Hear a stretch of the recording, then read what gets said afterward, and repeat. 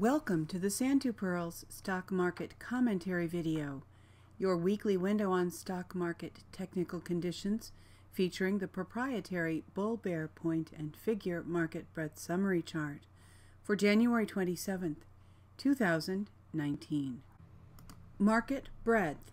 With this past week's market advance, our bull bear point and figure ratio at 1.31 fell from 1.48 last week. The total count of securities in bullish or bearish patterns decreased 4% to 3,267. The count of bearish stocks increased 4%, while the count of stocks in bullish patterns decreased 9%. The Pirls P&F market breadth summary chart shows us a market now 3 weeks in bullish territory. Paid subscribers have access to the Open Office Calc data from which the chart is generated. You may become a paid subscriber by visiting s2pmarketsignal.com, clicking Membership, clicking Register, and following the prompts. To receive the weekly Pirls Stock Market Commentary via email, free of charge, simply enter your name and your email address in the spaces provided and click Subscribe. The well-known market breadth indicator, the Nasdaq McClellan Summation Index, rose 217 points for the 9th advance in 20 weeks. At a negative 53.96 points, it continues below all 8 tops above plus 100 in the last 30 months, and it has risen above the April 2017 and February 2018 lows, and continues below the remaining 3 of 5 bottoms, below minus 100 in the last 30 months. Volume analysis.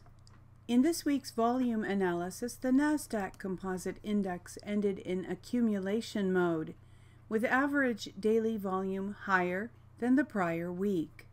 In the last 2 weeks, the Nasdaq had 6 accumulation days and 0 distribution days.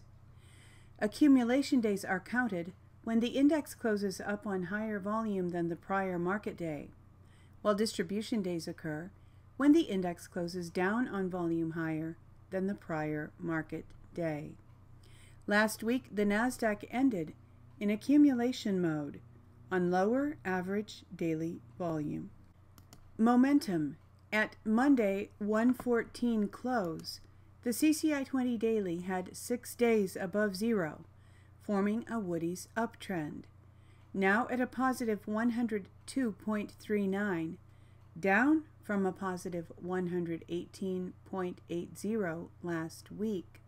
The CCI 20 daily is outside the plus or minus 50 range and will need to fall back into that range in order to form a zero-line reject long entry point. In Woody's CCI trading system, 6 consecutive bars above or below zero are required for a change of trend.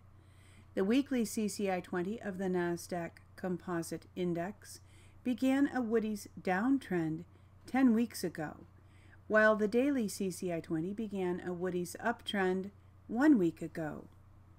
The CCI 20 weekly, in a Woody's downtrend, rose to negative 29.95, up from negative 38.21 last week.